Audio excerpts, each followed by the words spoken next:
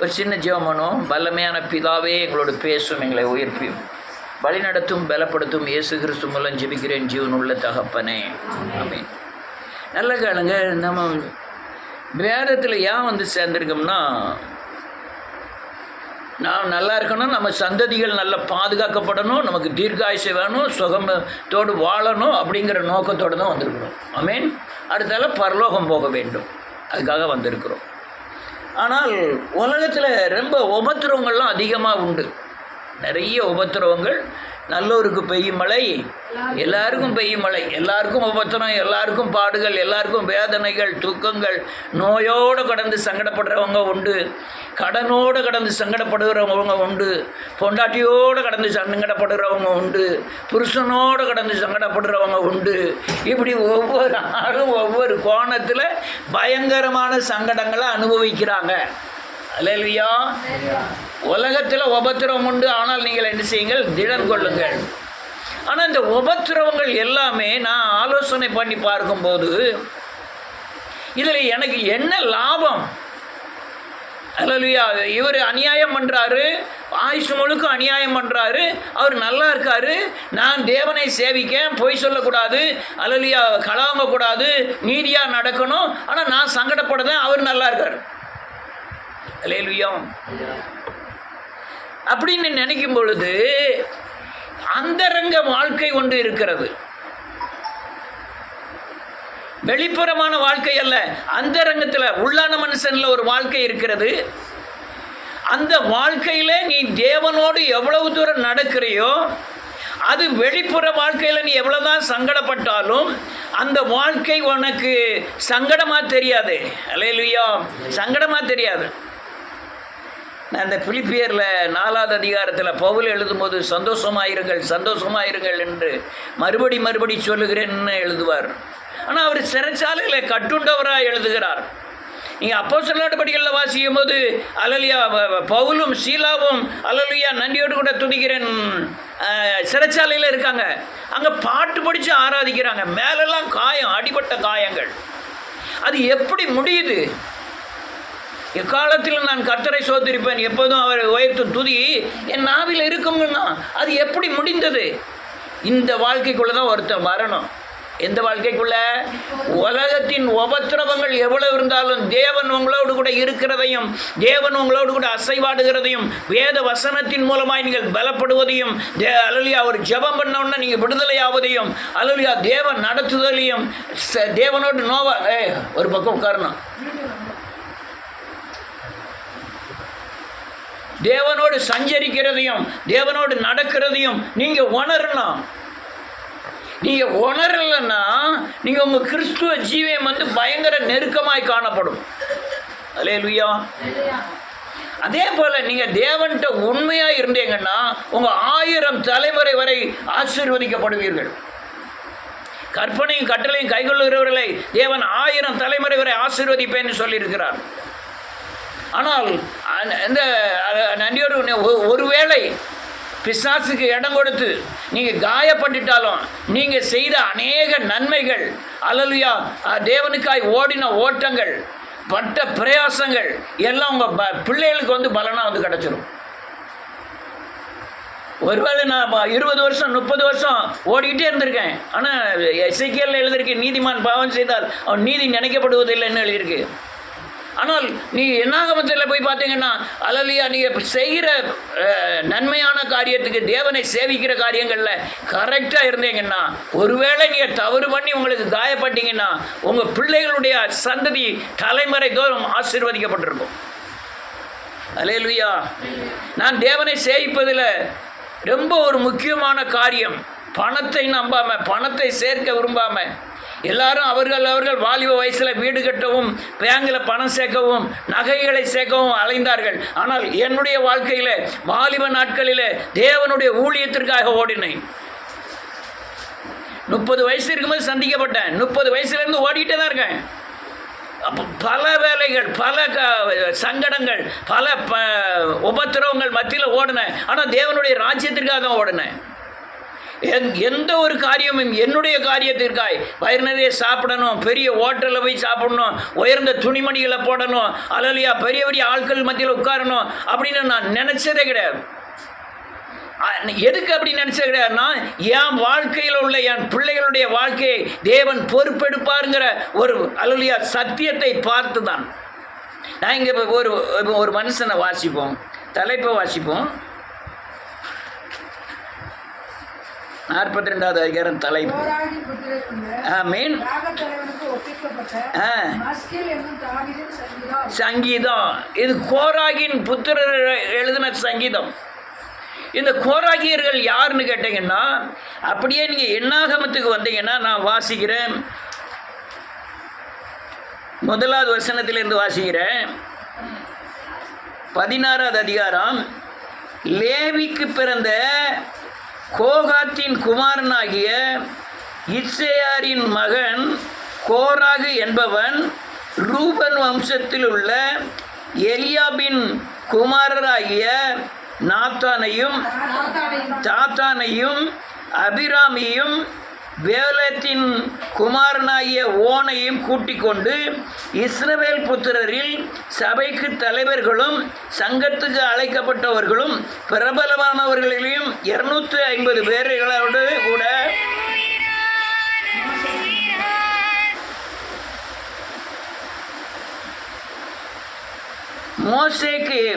மோசேக்கும் ஆரோனுக்கும் விரோதமாக கூட்டம் கூடி அவர்களை நோக்கி, நீங்கள் மிஞ்சி போகிறீர்கள், சபையார் எல்லாரும் பரிசுத்தமானவர்கள், கர்த்தர் அவர்கள் நடுவில் இருக்கிறாரே, இப்படி இருக்க கர்த்தருடைய சபைக்கு மேலாக உங்களை ஏன் உயர்த்துகிறீர்கள் என்றார்.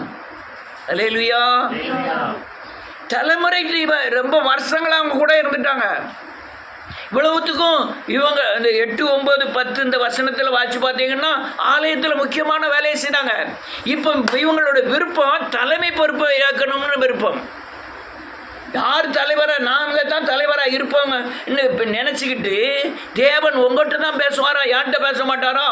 நீங்கள் மக்களெல்லாம் நீங்கள் ரொம்ப சிறுமைப்படுத்துவீங்க, துன்பப்படுத்துவீங்க அப்படின்னு எழும்பிட்டாங்க. யார்? இந்த கோராகின் புத்திரருடைய தகப்பன். அல்லேலூயா. கோராகியர்கள் ஆலயத்தில் தான் இருக்காங்க. 8, 9, 10 யாராவது வாசிக்கலாம்.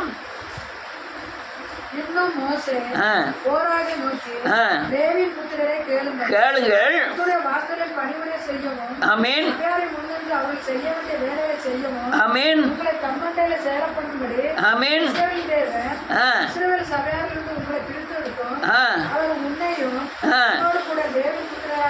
ஆமென்.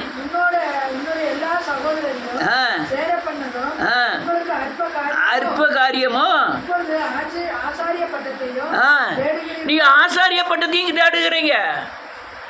அல்லேலூயா. ஒருத்தர் செய்கிற ஊழியத்தை இன்னொரு ஆள் செய்ய முடியாது.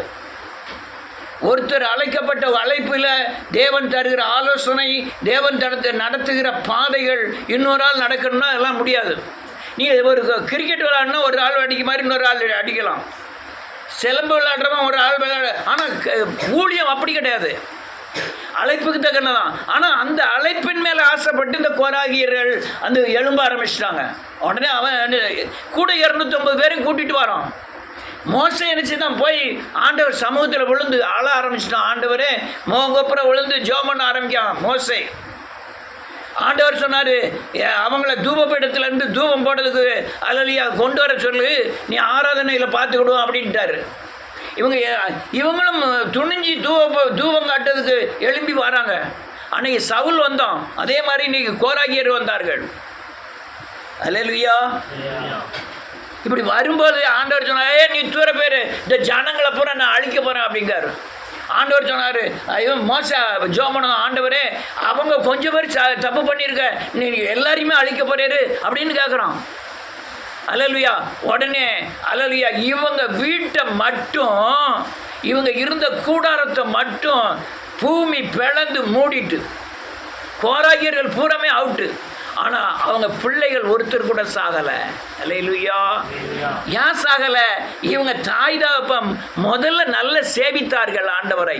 ஆனால் அந்த ஒரு தப்பு பண்ணதுனால அவர்களை மட்டும் எடுத்துட்டாரு, பிள்ளைகளை வாழ வைத்தார். அல்லேலூயா. ஆனால் அந்த கோராகியர்கள் தான் தாவீதின் காலத்தில் அல்லேலூயா ஆலயத்தில் பாடகர்களாகவும் அல்லேலூயா ஆலயத்தில் காவல் காக்கிறவர்களாகவும் அல்லேலூயா சங்கீதம் பாடுகிற ஆசிரியர்களாகவும் மாற்றினார் கர்த்தர். தாவீதின் காலம் வரும்போது அவங்க தான் பாடல் பாடினாங்க, கோராகியின் புத்திரர்கள். இந்த சங்கீதத்தில் கூட அநேக சங்கீதம் அல்லேலூயா கோராகியின் புத்திரர்கள் பாடின பாடல்கள். ஆனால் அவன் தப்பு பண்ணான். அதுக்காட்டி தான் நான் சொல்கிற காரியத்தை தெளிவாக புரிந்து கொள்ளுங்கள்.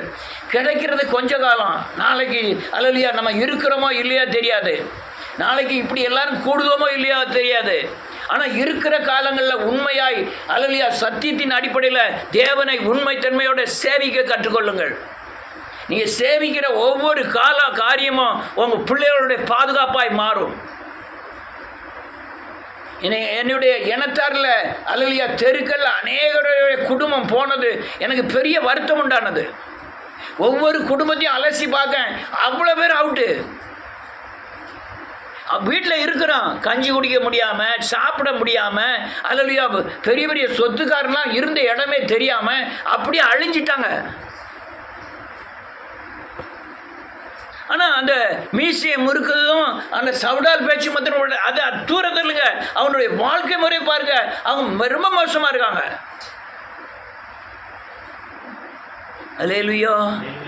ரொம்ப மோசமாக இருக்காங்க.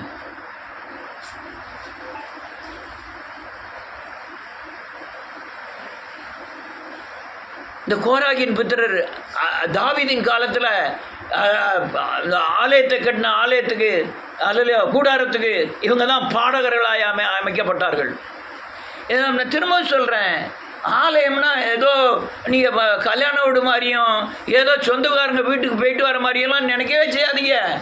அவ்வளவு ஆபத்து. இது தேவனுடைய வீடு.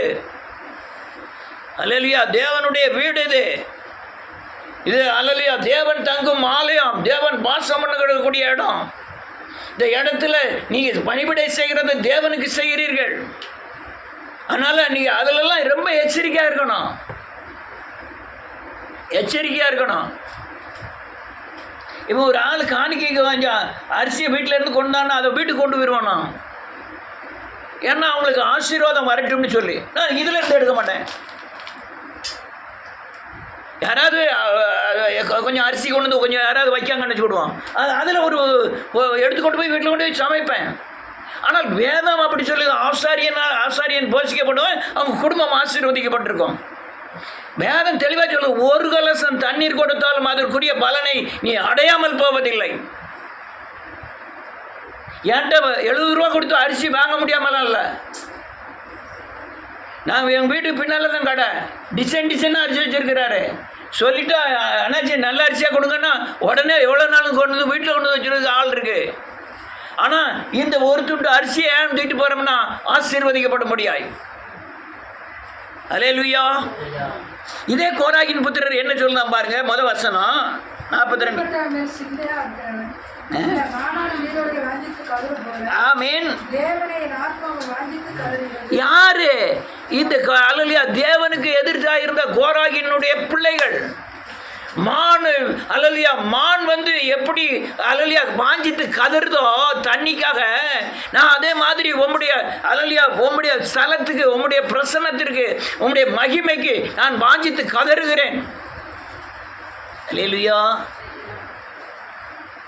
திரும்ப திரும்ப சொல்கிறேன், தேவனை சேவிக்க ஞானம் தேவை. தேவ ஞானம் எப்படி வருதுன்னா கர்த்தருக்கு பயப்படுதலிருந்து வருது. அந்த பயப்பட்டால் மட்டும்தான் நீங்கள் தேவ வழிகளை தெரிந்து கொண்டு தேவ ஞானத்தில் நீங்கள் நடக்க முடியும். நான் சொல்லுகிற அநேக வசனங்கள் புரியாமல் தான் இவன் பேசுகிறதே சரியில்லைங்கிற மாதிரி பேசுகிறாங்க. கர்த்தருக்கு பயப்படுகிற பயத்தினால தான் வெளிப்படுகிறது தான் சத்தியம். நீங்கள் கர்த்தருக்கு பயப்படாமல் இருக்கும்போது உங்களுக்கு சத்தியம் வெளிப்படாது. ஞானத்தினாலே அறிவு பெருக்கும், அறிவு பெருத்தவன் நோவு பெருத்தவன். அதனால் நீ கர்த்தருக்கு எப்போ பயப்பட ஆரம்பிக்கீங்களோ அப்போ தான் சத்தியத்தின் கருத்துக்கள் வெளிப்படும்.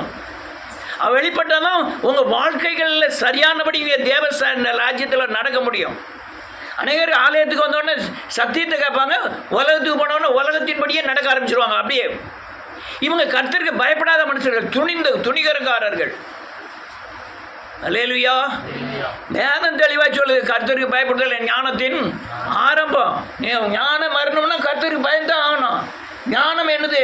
அல்லேலூயா. வசனத்தில் மறைந்திருக்கிற கருப்பொருள், கருத்துக்கள், அது உங்களை வாழ்க்கையை அப்படியே மாற்றிடும். அல்லேலூயா. மாற்றிடும்.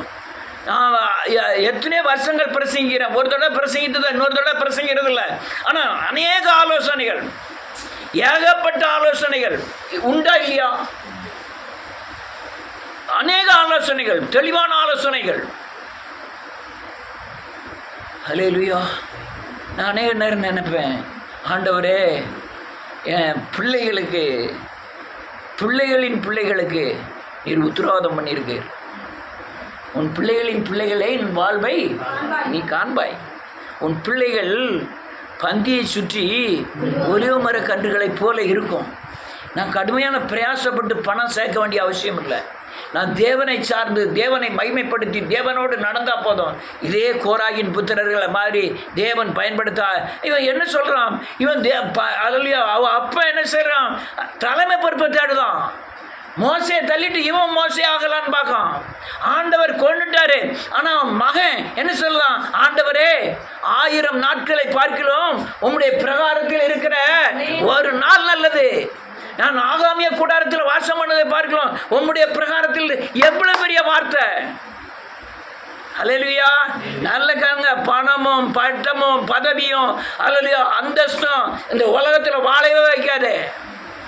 அல்லேலூயா. மகிமையும் பிரசன்னமும் தேவனுக்கு பயப்படுத பயமும் அபிஷேகமும் தேவ வசனங்களும் உங்களை உன்னத பாக்கியத்தில் கொண்டு போய் நிறுத்தும். ஆனால் நீங்கள் உலகத்தில் தேடுகிற உன்னத பாக்கியம் அல்ல, தேவனால கொண்டு வருகிற தனிப்பட்ட ஆத்துமாவில் கொடுக்கிற ஒரு உன்னத பாக்கியம்.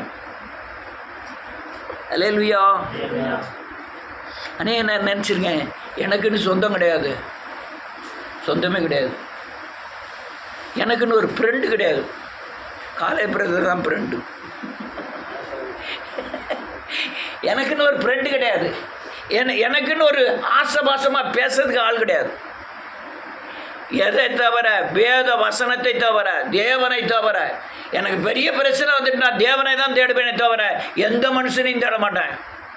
பைபிளை தான் நான் தேடுவேன், வேத வசனத்தை தான் தேடுவேன். அடுத்த வசனம் என்ன சொல்லு? 2வது வசனம், என் ஆத்துமா தேவன் மேல், ஜீவனுள்ள தேவன் மேலேயே தாகமாய் இருக்கிறது. நான் எப்பொழுது தேவனுடைய சந்நிதியில் வந்து நிற்பேன். அவன் சொல்லும், ஆண்டா எதுக்கு? பட்டம் பதவிக்கு இல்லை, தேவனை தேடுவதற்கு. நான் எப்பயா உம்முடைய சந்நிதியில் வந்து நான் நிற்பேன்? எப்போ வந்து நிற்பேன்? கோராகின் புத்திரர்கள் கோராகி மாண்டு போனோம். அல்லையா, குழியை தோண்டி புதைச்சிட்டாரு. எல்லாரும் மத்தியிலையும் எல்லாரும் பார்க்க. அப்படியே பூமி பிளந்தது, எல்லா கூடாரமும் உள்ள போனது, அப்படியே மூடிட்டு உயிரோட. ஆனால் அவங்க பிள்ளைகளை தேவன் பாதுகாத்தார். யான்னு கேட்டால், முதல்ல இந்த கோராகியர்கள் தேவனை அதிகமாய் சேவித்தவர்கள், தேவனுடைய பலிபிடங்களில் நின்று வேலை பார்த்தவர்கள், தேவனுக்காய் ஓடினவர்கள், தேவனுக்காய் பிரயாசப்பட்டவர்கள். நான் அநேக நேரம் சொல்லுவேன், எனக்கு அரியசர் நிறைய வர வேண்டியது இருக்குது ஆண்டவர்கிட்ட இருந்து. ஓடின ஓட்டங்களுக்கு பட்ட பிரயாசங்களுக்கு உண்டான பலன் எனக்கு பணமாக தேவையில்லை.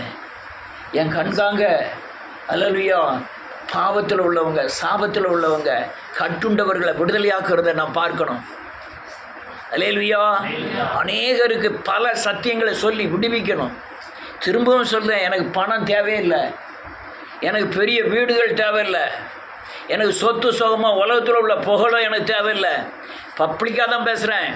ஆனால் என் கண் காணணும். அல்லேலூயா. சாப பிடியிலே சாக போகிற ஜனங்களை தூக்கி எடுக்கக்கூடிய அல்லேலூயா வழிமுறைகளை தேவன் எனக்கு திறக்கணும். அல்லேலூயா. நாளைக்கு சாக போகிற நோயினாலே, பேயினாலே, அல்லேலூயா செய்வனை பிடிகளினாலே, அல்லேலூயா உலகத்தின் தலைமுறை சாபங்களினாலே சாகிற ஜனங்களை தூக்கி எடுப்பதை என் கண்கள் காணணும். அந்த காரியத்தை தான் அல்லேலூயா நான் வாஞ்சிக்கிறேனே தவிர உலக மேன்மையை அல்லவே அல்ல. தேவனுடைய பலிபீடத்தில் இருந்தால் சொல்லிட்டு இருக்கேன்.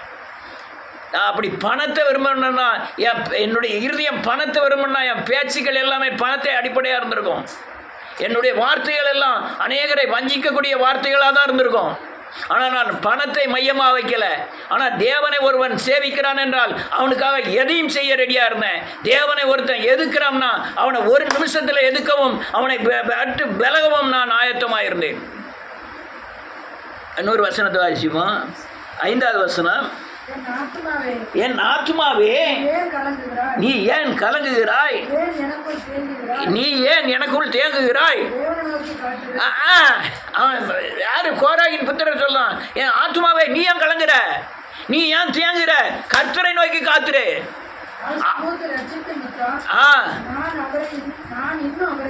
நான் அவர் ரட்சிப்பேன், முகத்தின் ரட்சிப்பு நிமித்தம் அவரை இன்னும் நான் துதிப்பேன். அல்லேலூயா.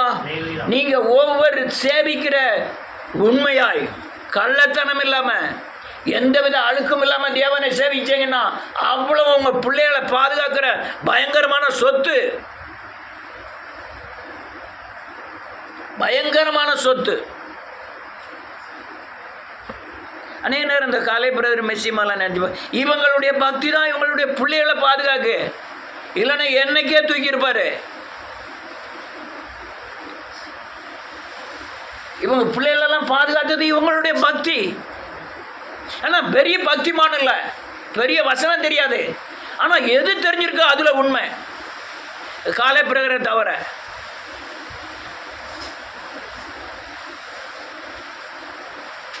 காலை பிரகர் அங்கே போனால் அங்கே லேசாக அங்கே சாஞ்சிக்கிடுவார், இங்கே வந்தால் அங்கேயும் சாஞ்சிக்கிடுவார். இங்கே பக்தி இருக்கு மாதிரி நடத்திக்கிடுவார், அங்கே போனால் அங்கேயும் டக்குன்னு சாஞ்சிக்கிடுவார். நீங்கள் இல்லைன்னு சொன்னோன்னா அவங்க ஆமாங்கிறதுக்குள்ளான கதைகளை நான் சொல்லதுக்கு ரெடியாக இருக்கேன்.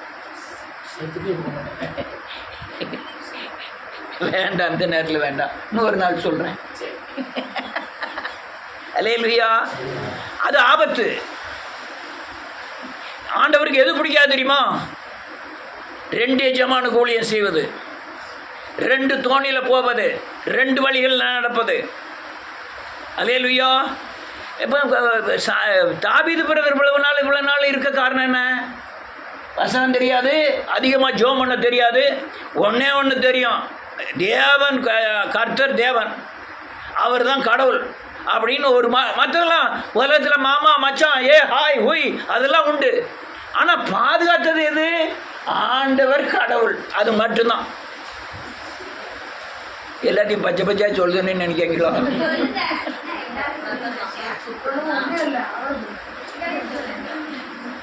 இதுதான் காரியம், இதுதான் காரியம். பொம்பளை பக்தினால் ஆம்பளை பாதுகாக்கப்படுதாங்க, ஆம்பளை பக்தினால் சில பெண்கள் பாதுகாக்கப்படுதாங்க. 2 பேரும் ரொம்ப பக்தியாக இருந்தீங்கன்னா உங்கள் குடும்பம் ரொம்ப செழிப்பாக இருக்கும். அல்லேலூயா. ரொம்ப செழிப்பாக இருக்கும்.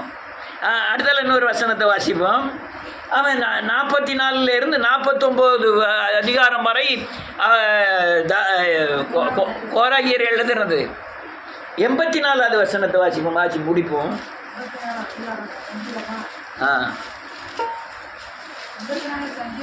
ஆமாம் ஆமாம்.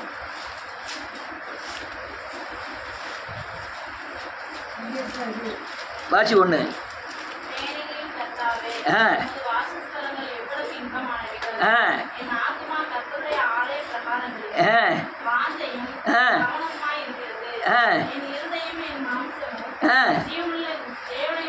யார் சொல்லுதா? கோராக என்ன செஞ்சான்? வாசத்தலத்தை எழுத்துனான். ஆனால் அவன் புள்ள சொல்கிறான், பயங்கரமான வார்த்தை. என்ன வார்த்தைன்னா, சேனைகளின் கர்த்தாவே உமது வாசஸ்தலங்கள் எனக்கு எவ்வளவு இன்பமானவைகள். அடுத்தால எழுதியிருக்கு, என் ஆத்துமா கர்த்தருடைய ஆலய பிரகாரங்களின் மேல் வாஞ்சையும் ரொம்ப தாகமாக இருக்கு. தவணம்னா தாகமாக இருக்கு. அல்லேலூயா. நீ என்னைக்கா தாகமாக இருந்திருக்கீங்களா? தாகமாக இருந்திருக்கியா? என்ன தாகம்? அல்லேலூயா. பிரச்சனை வந்துட்டு முழங்கால் போடுவோம் அப்படிங்கிற எண்ணம் வந்திருக்கா?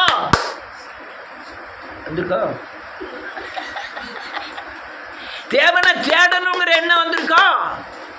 ஐயா இந்த கேள்விக்கு பதிலை தேடணும். நான் எந்த மனுஷனாலையும் அந்த கேள்விக்கு பதில் தர முடியாது.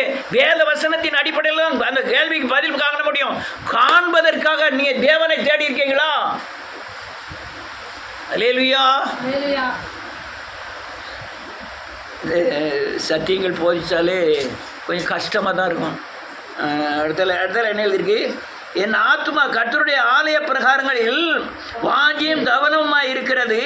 என் இருதயமும் என் மாம்சமும் ஜீவனுள்ள தேவனை நோக்கி கம்பீரமாக சத்தமிடுகிறது.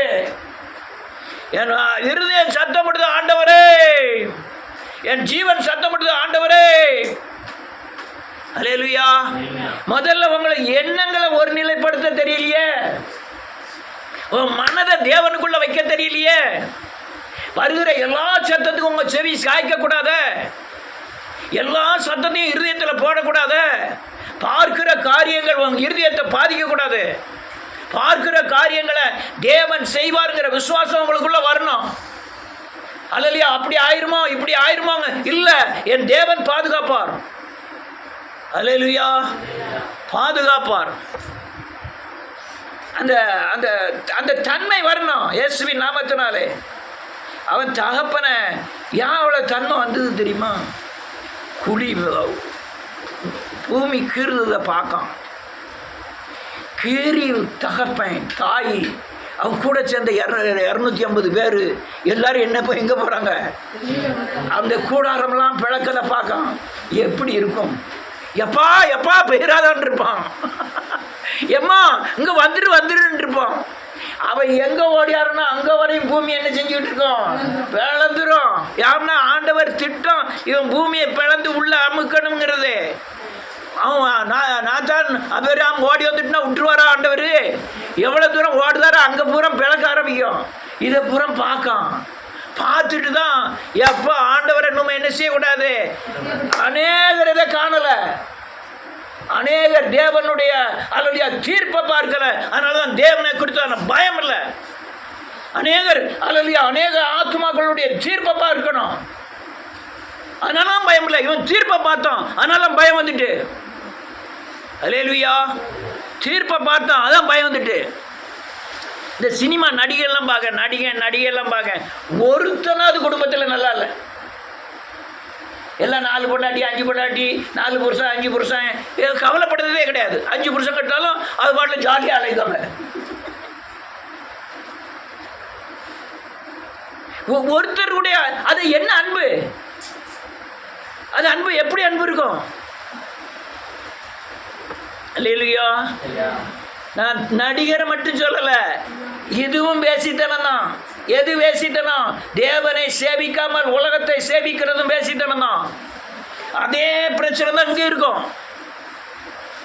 அல்லேல் உலக சிநேகம் தேவனுக்கு விரோதமான பகை என்று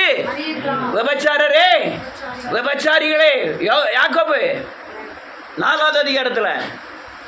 அதனால அந்த தீர்ப்பை பார்க்கணும், ஒவ்வொரு ஆளோட தீர்ப்பு.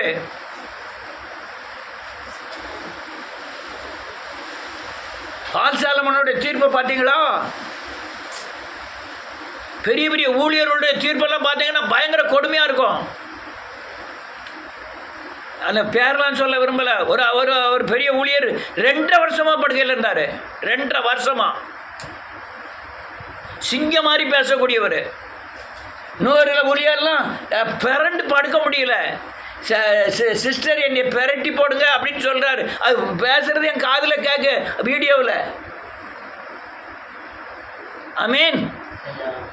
உலக ஜனங்களை விடுங்க. உலக ஜனங்கள் வெட்டுப்பட்டு சாவுதான், அடிபட்டு சாவுதான், குத்துப்பட்டு சாவுதான், கேன்சரில் சாவுதான், எப்படி இல்லாமல் சாவுதான். நான் கிறிஸ்தவனை சொல்லிக்கிட்டு இருக்கேன். அல்லேலூயா. அதை கண்டு நான் என்ன செய்யணும்? பயப்படணும். நீதிக்கு பயந்து தேவனை சாவிக்கணும். தேவனுடைய வாசஸ்தலத்தை தேடணும். இரவும் பகலும் கர்த்தருடைய வேதத்தில் பிரியமாயிருக்கிற மனுஷன் பாக்கியவான். தேடணும். இந்த நடிப்பு வேஷம் சொல்லலாம் தெரியல, சொல்லிட்டு என்ன ஒன்றும் இல்லை. வேஷம் பாடுதவங்கலாம் கிழிஞ்சு போய் நிற்பீங்க. எனக்கு அநேக நேரம் பட்டயத்தை கத்தியை உடம்புல வைக்கிறதுக்கு தான் வந்தது பிசாசு. கத்தியை வைக்காமல் கர்த்தர் பாதுகாத்து கொண்டார். காரணம் என்னவென்றால் நான் தேவனை உண்மையாக சேவித்தேன். பல நேரங்களில் கத்தியை வைக்கக்கூடாத சூழ்நிலைகள் ஏற்பட்டது. தப்பிச்சுக்கிடுங்க, உலகத்தின் பொருளாக்கு தப்பிச்சுக்கிடுங்க. தேவனை உண்மையாக சேவிங்க, உண்மையாக கூப்பிடுங்க, உண்மையாக தேவனை பின்பற்றுங்க. நான் ஒரே ஒரு வசனத்தை சொல்லி முடிக்கிறேன். அடுத்த வசனம் என்ன இருக்கு?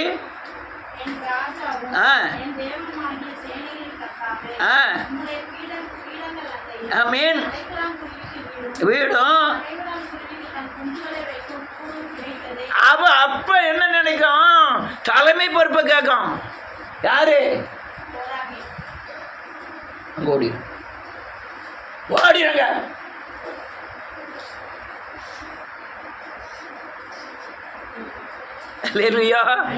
என்ன பொறுப்பு கேட்கும்?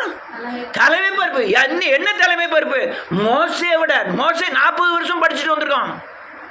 40 வருஷம் வனாந்தரத்தில் ஆடு மேய்ச்சிட்டு அவன் ஊழியத்துக்கு வந்திருக்கான். நேர ஆண்டவர் அக்னியில் நின்று பேசி அவன் ஊழியத்துக்கு வந்திருக்கான். அந்த பொறுப்பை கேட்கான் யாரு? கோராகு. ஆனால் அவன் கேட்கான், ஆண்டவரே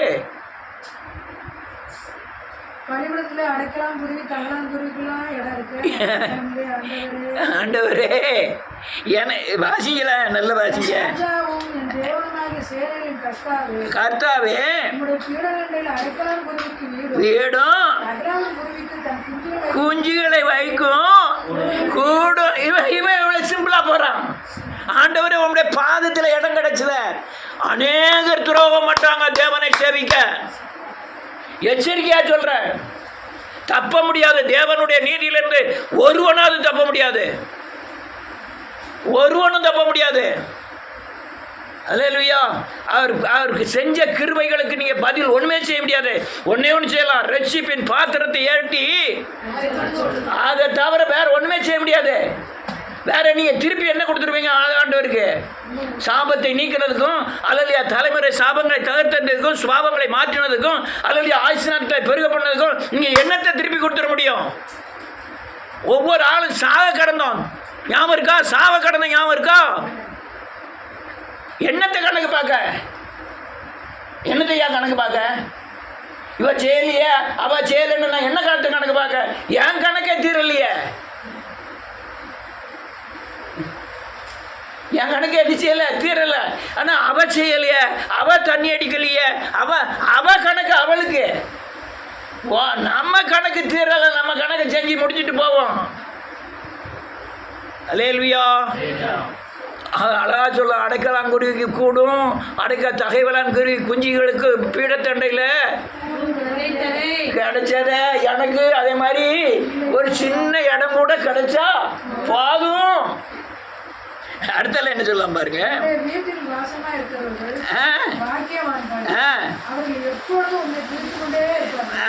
வீட்டில் இருந்து நான் துதிச்சுக்கிட்டே இருக்க போறேன். நல்ல காலங்க. உலக இன்பத்தை காட்டிலும் ஆவியானவர் மூலமாய் வருகிற சந்தோஷத்தை, சமாதானத்தை நீங்கள் தேட கற்றுக்கொள்ள வேண்டும்.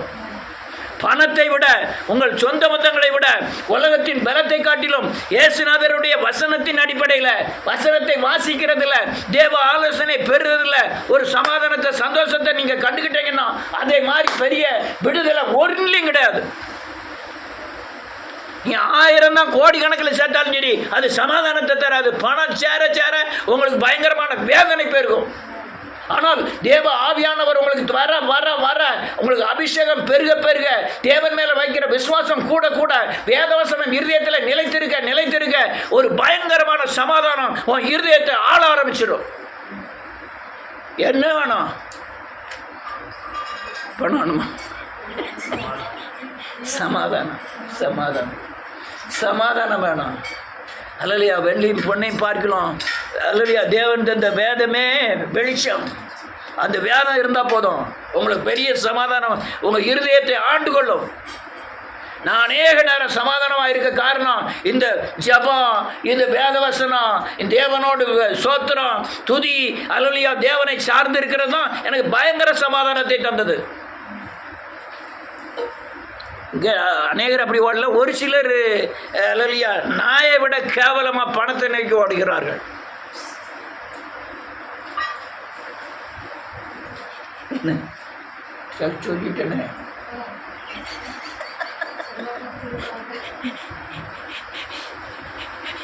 அல்லேலூயா. இதுதான் காரியம். அதனால் தெளிவாக புரிஞ்சுக்கிடுங்க. பணத்தை விட தேவ அபிஷேகம், பணத்தை விட தேவ ஆவியானவர் நமக்குள்ளே இருக்கிறது. பணத்தை விட அல்லேலூயா தேவ ஆவியானவருடைய ஆலோசனைகள், பணத்தை விட வேத வசனங்கள் நமக்கு ரொம்ப முக்கியம். அதுதான் உங்களுக்கு சமாதானத்தை கொடுக்கும், உங்களுக்கு விடுதலையை கொடுக்கும். இந்த கோராகின் புத்திரர் இன்னும் வாசிப்பேன். அவன் எத்தனை 84வது அதிகாரம், 85வது அதிகாரம், 87வது அதிகாரம், 88வது அதிகாரம் வரை கோராகின் புத்திரர் எழுதுனது தான். அவன் அழகாக எழுதியிருக்கான். நீங்கள் உள்ள வாசிக்கிறதுக்கு நேரமும் காலமும் போகாது. இப்போவுமே 35 நிமிஷம் ஆகிட்டுது. அதனால் இதான் காரியம், புரிந்து கொள்ளுங்கள். நீங்கள் தேவனை சேவிங்க. சொத்து சேர்க்க வேண்டாம், நகையெல்லாம் கேட்க வேண்டாம். உங்கள் அப்பா தந்தான்னா தராமல் போனான்னா